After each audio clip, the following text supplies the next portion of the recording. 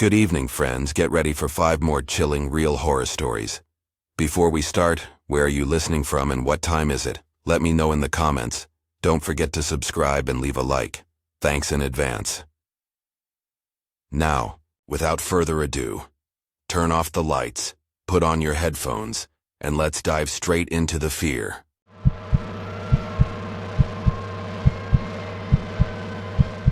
If I hadn't looked through the peephole that night, I might not be alive to tell this story. My mind is still a mess, but I remember that damn day like it was yesterday. It was 2003, and I lived alone in a loft in downtown Denver, Colorado. The building was old but had its charm. Exposed brick, huge windows overlooking the city, that industrial apartment vibe I had always dreamed of. But it had its flaws. The walls were thin, the floors creaked, and worst of all, the apartment doors had no numbers. A small detail, but one that ended up costing me sleepless nights. And that was a nightmare. I worked as a freelance journalist and spent most nights writing. That night, around 1 a.m., I sat at my desk with a glass of wine and put on a low jazz playlist. The loft next door had been empty for months, but that week, a new tenant had moved in. A woman named Charlene, who had a bunch of cats. I had seen her once or twice in the hallway, but we hadn't exchanged more than a simple, hello. I was deep in my writing when I suddenly felt like refilling my glass. I got up and, for no apparent reason, looked through the peephole before heading to the kitchen. And that's when my heart stopped. In the hallway, standing right in front of the apartment next door, was a short, bald man in gray socks, no shoes. He wore a dirty mustard yellow coat and faded jeans. He didn't look drunk or lost. On the contrary, he was gripping Charlene's doorknob and slowly twisting it, as if waiting for it to open on its own. I froze. My fingers started sweating, around the wine glass. Was he a new tenant? A maintenance guy? A friend of hers? No, something was off. The way he persisted with the lock, the meticulous way his fingers moved, as if trying to feel every click of the mechanism inside. He was a burglar. My first instinct was to run to the phone, but something inside me held me back. I wanted to see what he would do next. For at least 40 seconds I stood there watching, my heart hammering in my chest. The man gave up on the lock, crouched down, and opened a worn-out black backpack on the floor. My stomach twisted. He was about to pull something out. A screwdriver? A crowbar? My body went cold. I leaned in a little more to get a better look, and at that moment, he stopped what he was doing. He turned his face slowly toward the peephole and looked directly at me. I instinctively recoiled, choking on a gasp. He saw me, my lungs burned, my breath caught in my throat. That man wasn't supposed to know I was there, but now he did. For a second I thought maybe it was paranoia. Maybe he was just staring blankly ahead. But then, he smiled. It wasn't a normal smile. It was something cold, distorted, like he was enjoying my reaction. In his left hand, glinting under the dim hallway light, was a long screw with a sharp tip. Every hair on my body stood on end. Before I could react, he took 2 steps forward and grabbed my doorknob. It turned. The shock made me drop the wine glass onto the table, the liquid spilling like blood across the wooden surface. My mind screamed, "Push the door, hold it." I gripped the doorknob tightly, using all my weight against it. The metal trembled in my sweaty hand as he tried to turn it from the other side. He wanted to get in. My only barrier between me and that man was a thin layer of old wood, and I had no idea if the lock would hold. On the other side, he breathed slowly, very slowly, as if savoring the moment. Then he stopped. For a second, I thought he had given up. My heart was so loud I could barely hear anything else. But then, something happened that made my stomach sink. 3 slow knocks on the door. Knock, knock, knock, and a whisper. I couldn't make out the words, but the tone was sickening, like he was taunting me. My vision blurred. My fingers ached from gripping the doorknob so tightly. What would I do if he tried to force his way in? I had nothing to defend myself with. My phone was across the loft, sitting on the desk. If I let go of the doorknob to run for it, that might be just enough time for him to get inside. There was no way out. Then, without warning, the weight on the doorknob disappeared. Slowly, I crouched down and looked through the peephole again. He wasn't there anymore. But then, a brutal chill ran down my spine. In the corner of the lens, right at the edge of the peephole's view, I saw a motionless figure on the floor. He was lying in the hallway, pressed against my door, waiting, my entire body locked up, the air caught in my throat. He was just lying there on the hallway floor, right up against my door, perfectly still, like an animal waiting to pounce. The only thing separating me from him was a thin layer of wood, and my lock. But would it really hold? The tension burned in my chest, and every second felt like an eternity. What the hell was this bastard doing? Waiting for me to come out? Trying to listen to me? My mind screamed at me to run, but my legs wouldn't move. My only option was to call the police. I carefully let go of the doorknob, stepping back, but the creaking floor betrayed my movement. That was enough. The doorknob twisted violently. The man threw himself against the door with full force, the impact echoing through the apartment. Again and again. The wood shook with every hit, the dull thuds of his shoulders slamming into the surface. I ran. I lunged for the desk, grabbing my phone, my fingers trembling so badly I almost dropped it.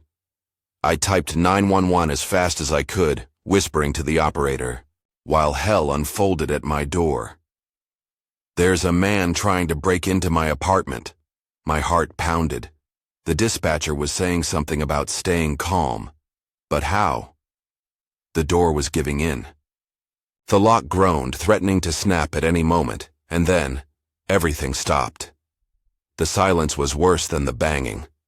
I stepped back toward the door, phone in hand, looked through the peephole. He wasn't there anymore. But then, the operator's voice pulled me back. "Sir, where exactly are you right now?" I stayed quiet. Something felt wrong. Slowly, I turned to look out the window. He was down there, on the sidewalk, standing still, looking directly at me. And then, he waved. My blood ran cold. It was a calm, calculated wave, like he was saying goodbye.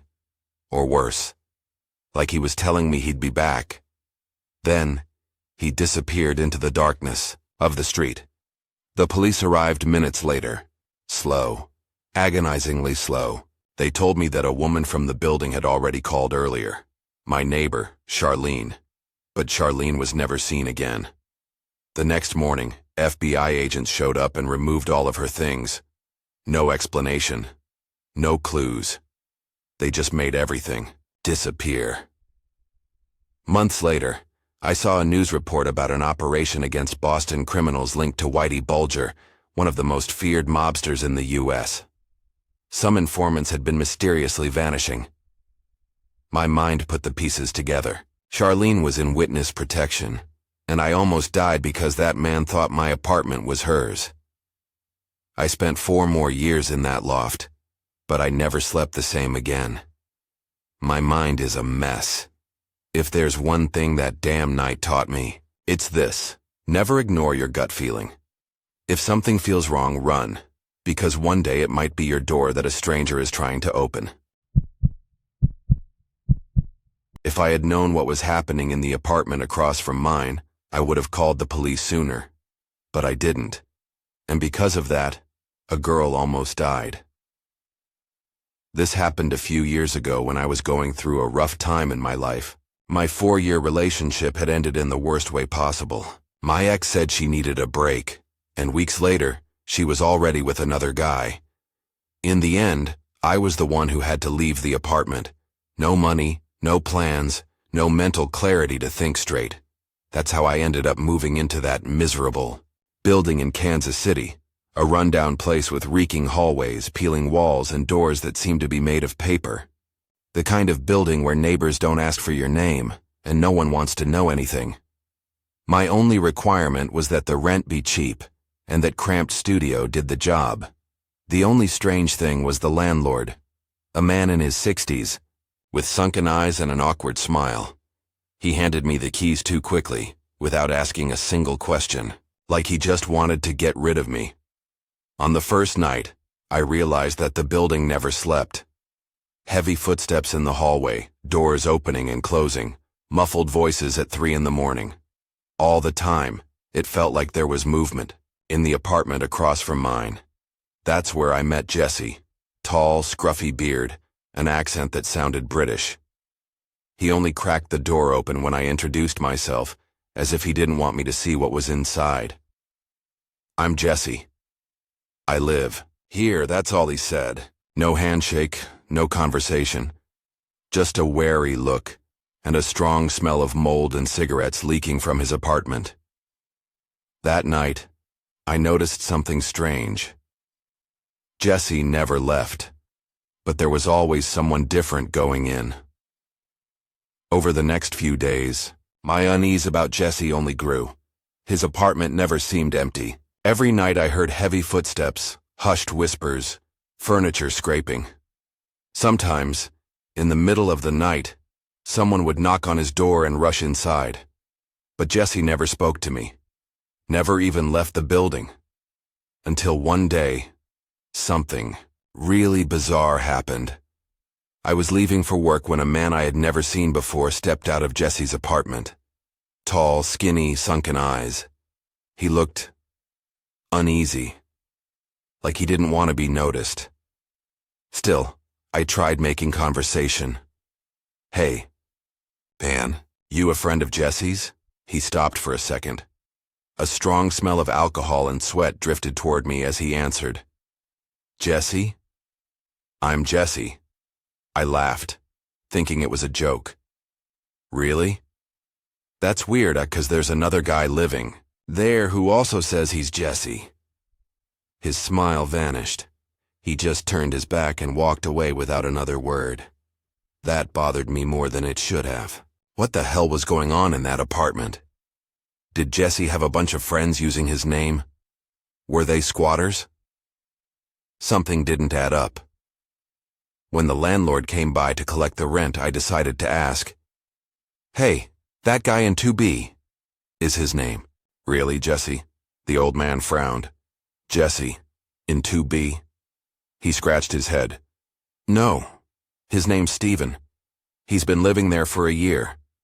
Best tenant I've ever had. My stomach dropped.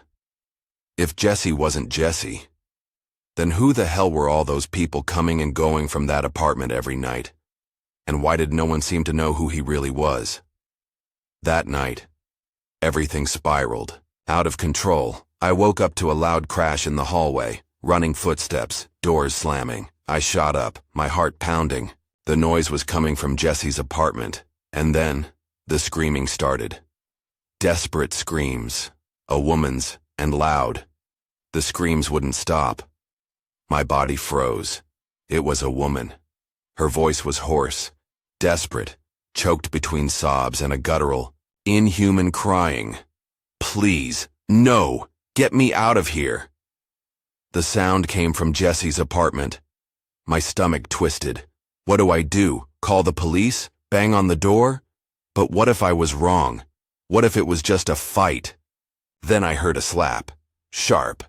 Brutal. She screamed again. I ran to my door, but before I could do anything, the entire building shook with the sound of a monstrous kick against Jesse's door. Boom! Another kick.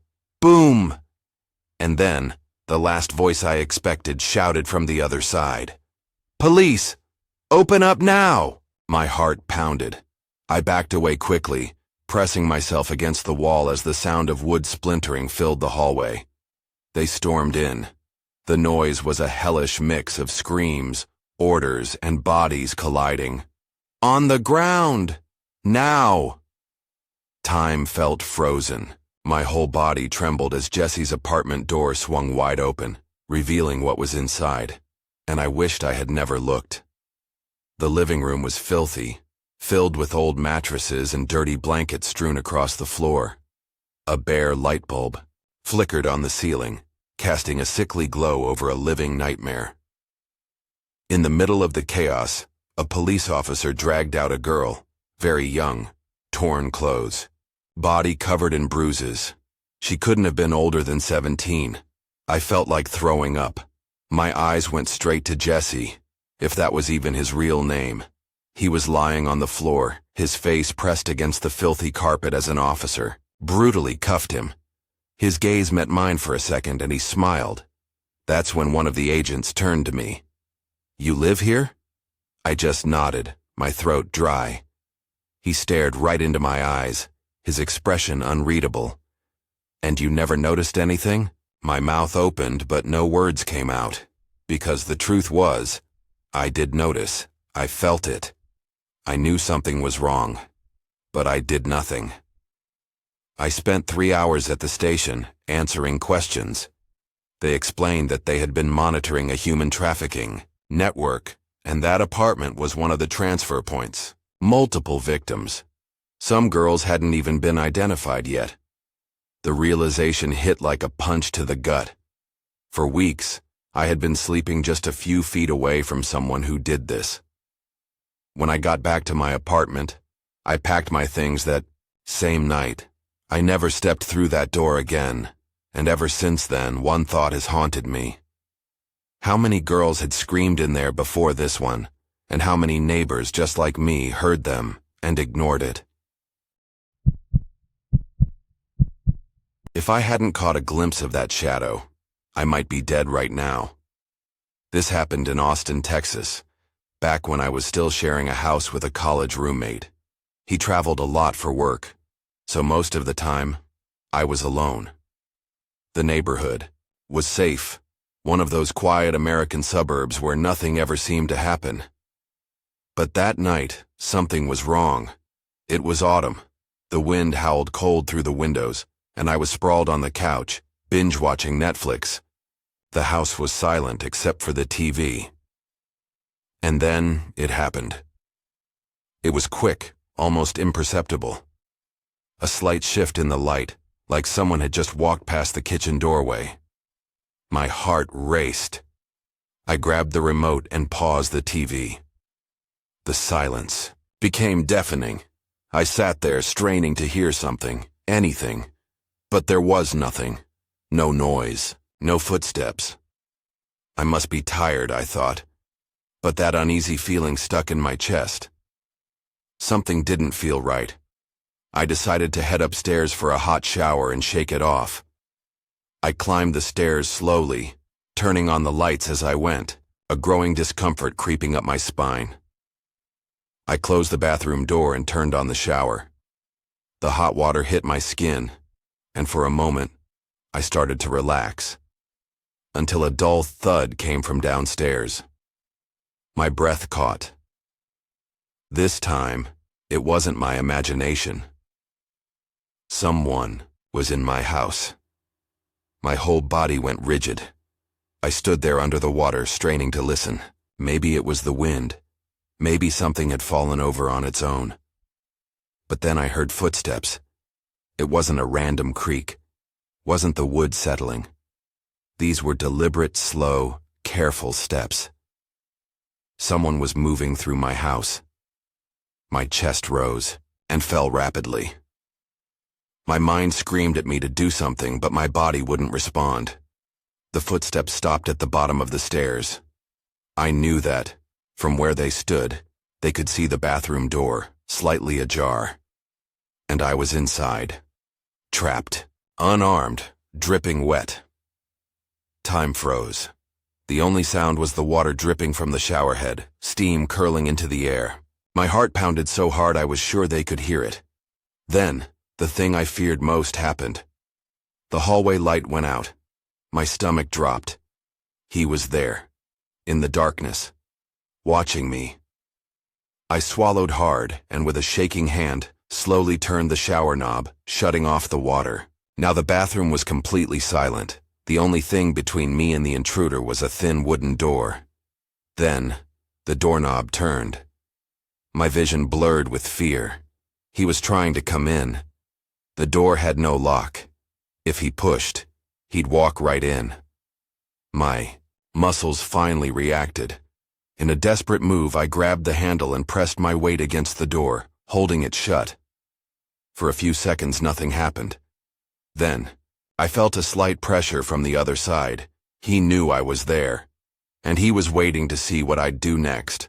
My sweaty fingers clenched the knob so tightly they ached. On the other side, the intruder held it too. A silent battle. I pulled. He pulled.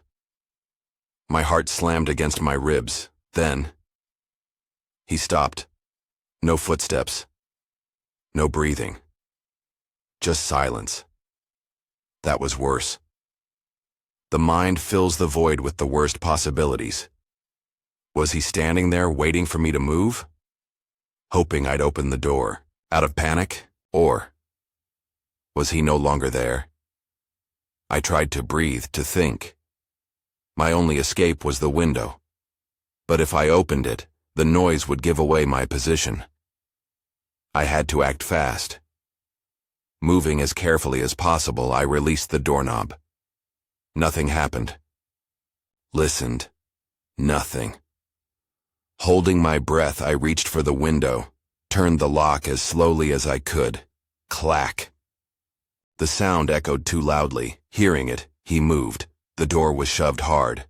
On instinct, I jumped out the window. I hit the ground awkwardly in the backyard, the impact stunning my senses. My bare feet scraped against the cold concrete as I ran. I didn't even look back. I sprinted to the neighbor's house and pounded on the door desperately. "Open up, for God's sake!" Seconds felt like an eternity until the lights flicked on and the door swung open. The old man who lived there stared at me, startled. I must have looked pale as a corpse, soaking wet, shaking. I managed to get the words out. "There's someone in my house." He grabbed the phone and called the police. Minutes later, I saw red and blue lights flashing across the street, but the intruder was already gone. He hadn't taken anything. No electronics, no money. But the cops found clear signs that he had been watching me for hours. Wet footprints behind the couch, handprints on the door frames. My closet door was slightly open, and inside. My clothes were crumpled, as if someone had been hiding in there. I lived alone. Since that night, I've never ignored my instincts again. If you ever feel like something isn't right, run. The first time I saw Xander standing in my bedroom doorway in the middle of the night, I thought I was having a nightmare. I woke up with a strange feeling, an unease that made no sense. I turned over in bed, rubbed my eyes, and looked at the slightly open door. That's when I saw him. Xander was there, motionless, standing in the doorway, watching me in the dark. My breath caught in my throat. Something was wrong. The room was completely silent, but just seeing him there, standing, still, expressionless, not blinking, sent a chill down my spine. "Xander?" My voice came out weak, shaky, no response. He just stood there, staring. For a moment, I considered the possibility that I was dreaming, but I could feel my heart pounding hard in my chest, the cold sweat forming on my back. This was real. Sat up in bed, already preparing to call his name again, when he simply turned around and walked away down the hallway. His steps slow, dragging, like he was in a trance. It took me a few seconds to gather the courage to follow him. When I reached my doorway, I saw him enter his own room and close the door slowly. That gave me a momentary sense of relief, but it still left me unsettled. Xander and I had been sharing the apartment for a few months, and I had never noticed anything strange about him. He was a chill guy, hard-working, honestly a better roommate than most. But now I was sure something was off. The next morning, while we had coffee, I brought it up. "Dude, last night you walked into my room and just stood there, staring at me." Xander paused mid-sip. He frowned. Yeah, my bad." He chuckled, not looking surprised at all. "I sleepwalk. Always have. Sometimes I wake up in weird places. I stared at him, waiting for more of an explanation. But Xander just shrugged and went back to drinking his coffee, like it was completely normal. "Nothing serious has ever happened," he added. "At least not that I remember." I tried not to dwell on it. But the truth was, it bothered me. Something about the way he said it made me feel like there was more to the story. Something he wasn't telling me, and I was right. Because that night, he did it again. But this time, it was worse. This time it wasn't just an empty stare from my doorway. I woke up suddenly, my whole body stiff without knowing exactly why. The apartment was swallowed by an unsettling silence. The kind of silence that presses against your chest and makes everything feel wrong. And then, I heard it. Breathing. Low. Ragged. Inside my room. My stomach turned.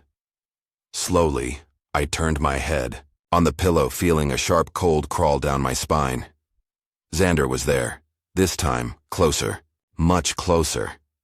He was standing right beside my bed, so close that if I reached out I could touch him. But I didn't want to. God, I didn't want to. The dim streetlight outside filtered through the blinds, casting shadows across his face. His mouth was slightly open, and there was something off about the way he was breathing. Too fast, like he was struggling against something inside himself. "Xander?" My voice was barely a whisper, but he didn't react. He just stood there, frozen, his wide eyes locked onto mine, but empty, like he wasn't really there. Every fiber of my being screamed at me not to move. And then suddenly, he leaned over me.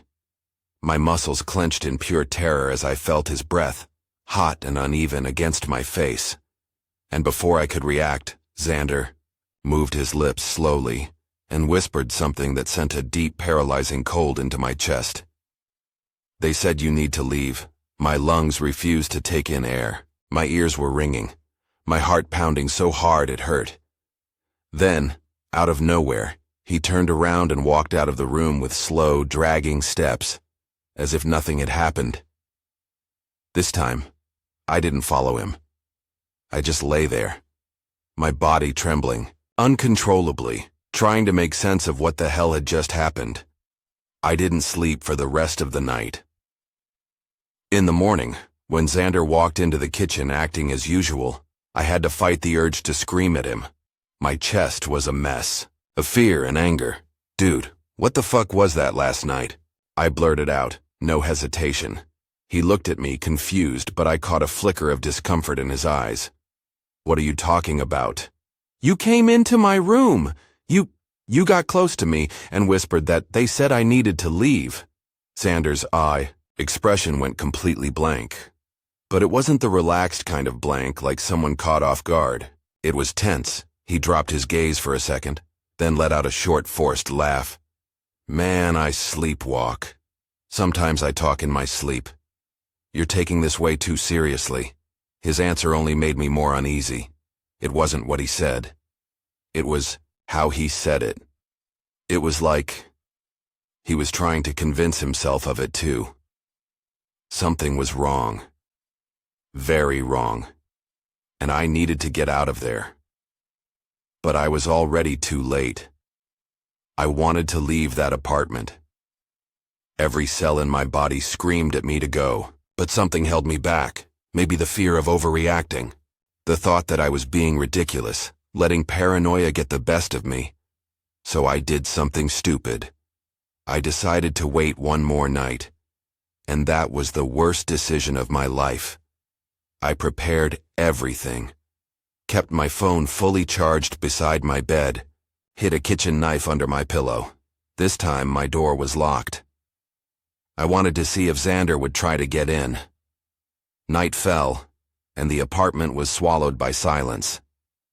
I lay in bed, unmoving, eyes fixed on the ceiling, feeling my heart hammer in my chest. Minutes turned into hours and nothing happened. Maybe I really was overreacting, but then I heard it. The soft click of a doorknob turning. My throat went dry. Slowly, I lifted my head. The knob on my door was moving, trembling slightly, like someone was testing if it was unlocked. I held my breath. The noise stopped. And then, something worse happened. The key turned in the lock. My stomach dropped. Xander had a copy of the key. The door creaked open, slowly, and there he was, in the dark, standing in the doorway, looking at me. No, looking through me. I couldn't take it. "What the fuck do you want?" I screamed, my throat tearing from sheer terror. Xander tilted his head slightly.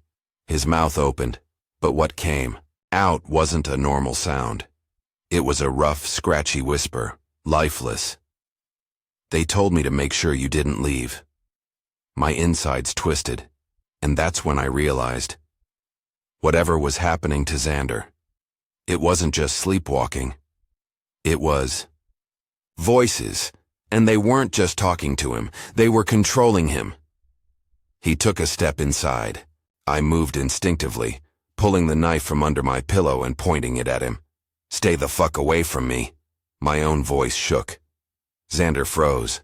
His eyes were empty, but something flickered in them for just a second. Confusion?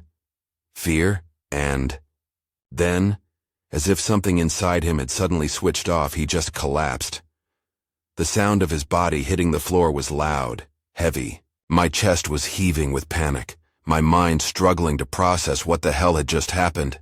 But I didn't wait to figure it out. I grabbed my phone, my wallet, and ran out of the apartment, my heart pounding so hard I could barely breathe. Never saw Xander again. The next day I called our boss and told him Xander was having severe sleepwalking episodes, that I was worried, but he never showed up at work. Days later, the building manager called me. Xander was missing. His room was untouched. His things were still there, no sign of where he had gone, and then I started hearing noises at the door of the apartment I moved into, in the middle of the night. Always just outside. Always someone messing with the doorknob. When I check the peephole, there's never anyone there. But I know something is, and deep down, I know that one day, the door will open. I can still remember the smell. Sweet buttery, with a hint of cinnamon. The kind of smell that instantly makes you hungry, that makes your mouth water before you even take a bite. For months, I had been eating pies from Mr. Gardner, my friendly next-door neighbor. His pastries were famous around the neighborhood, small, homemade, and irresistible. He'd sell them door to door, always with a smile on his face, his hands covered in flour, his apron slightly stained. It never occurred to me to question what was inside until the police arrived. I had just gotten home from work when I saw the flashing red and blue lights illuminating the street. Several officers were in front of Mr. Gardner's house talking to someone. A forensic van was parked on the curb. Neighbors gathered on their porches, whispering, their faces pale with unease. Something terrible had happened. I approached cautiously, trying to understand what was going on. That's when I saw them. The men in hazmat suits. They were going in and out of Mr. Gardner's house carrying bags. Big, thick, black plastic bags. And I knew what was inside them before anyone told me. My stomach twisted violently. The news spread fast. The human remains found in his backyard. The missing woman.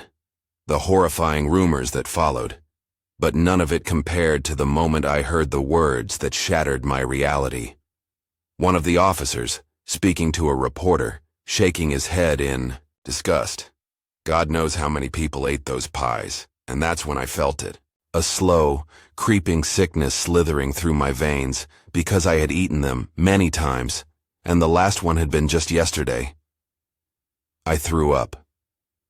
The second I got back inside my apartment, I ran to the bathroom and emptied my stomach, gagging so hard I thought my ribs would snap. But no matter how much I vomited, the nausea didn't stop. Because this wasn't just about being sick. It was about what was inside me. I had eaten it. My hands were shaking violently as I gripped the edge of the sink, my breath coming in ragged gasps. My reflection in the mirror didn't even look like me. Pale, sweat dripping down my temples, my pupils blown wide with horror. I tried to remember how many times I'd eaten Mr. Gardner's pies. Once a week? Twice? More? Jesus Christ. Had it been months? Had I swallowed someone's flesh? Had I chewed on their bones? A broken sob escaped my lips. This couldn't be real. It had to be some sick mistake, some misunderstanding, but I knew it wasn't. The moment I replayed the officer's voice in my head, God knows how many people ate those pies, I knew it wasn't. And then, another thought hit me. One even worse. What if I had enjoyed it? What if, at some point, I had taken a bite and moaned at how good it was, complimented Mr. Gardner on the taste, asked him what his secret ingredient was? My stomach lurched again, and I barely made it to the toilet before another wave of vomit hit. For hours I sat on the cold bathroom tiles, shaking, replaying every interaction I'd ever had with Mr. Gardner. The way he'd always smile when I took a bite. The way he never seemed to run out of meat, even when the grocery stores did. The way he'd sometimes laugh to himself like he was in on some private joke. I squeezed my eyes shut. I didn't want to remember. I didn't want to think about it. But then, I heard a knock at my door, and for the first time in my life, the sound of it sent pure ice-cold terror down my spine. The knocking continued, soft, rhythmic, almost polite. I sat there on the bathroom floor, my breath frozen in my chest. My mind screamed at me not to answer it. Don't move, don't breathe, don't make a sound. But my body had other plans. I don't even remember standing up. 1 second I was on the floor shaking, and the next I was at the door, my trembling hand reaching for the knob. I don't know what I expected to see when I opened it. Maybe the police, maybe a neighbor, maybe no one. But it wasn't no one. It was Mr. Gardner, standing right there on my doorstep. His apron was gone. The usual warm smile he always wore was nowhere to be seen. His face was different, tired, blank, as if he hadn't slept in days. But his eyes were sharp, studying me, watching every twitch, every flicker of terror in my expression. For a moment, we just stood there, staring at each other. Then, his lips parted, and in a soft, even voice, he spoke the words that sent me spiraling into pure, suffocating horror. How did it taste? I felt my stomach drop out of my body. My throat clenched so tight I couldn't breathe, couldn't speak, couldn't even think. His face didn't change. He just stood there waiting for an answer. I slammed the door in his face, locked it, deadbolted it, stepped back, heart slamming against my ribs so hard I thought they might crack. The silence stretched. Then, from the other side of the door, I heard him laugh. A low, quiet chuckle, and then footsteps walking away. I stayed there for hours, motionless, my mind unraveling. I couldn't eat, couldn't drink, couldn't sleep. Because what if it was still inside me? What if some part of it, the person, the flesh, the thing I had swallowed, was still there, rotting, decaying, becoming part of me? I don't know how long it's been since that day. Weeks, months. Time doesn't feel real anymore. I moved away, changed my name, but I still see him sometimes. At the grocery store, across the street, in the reflection of a restaurant window, or maybe it's just my mind breaking apart. Maybe the real horror isn't him. Maybe it's me, because no matter how much I try to forget, no matter how much I pretend, I can still taste it. If you've survived this far and you're one of those who love fear and terror, then don't waste any time. I kindly ask you to subscribe to the channel and activate the notification bell so you don't miss any content. The video you're watching on screen is just a taste of what's coming. Watch it. Thank you for being here, and see you next time. if you're capable of handling what's to come.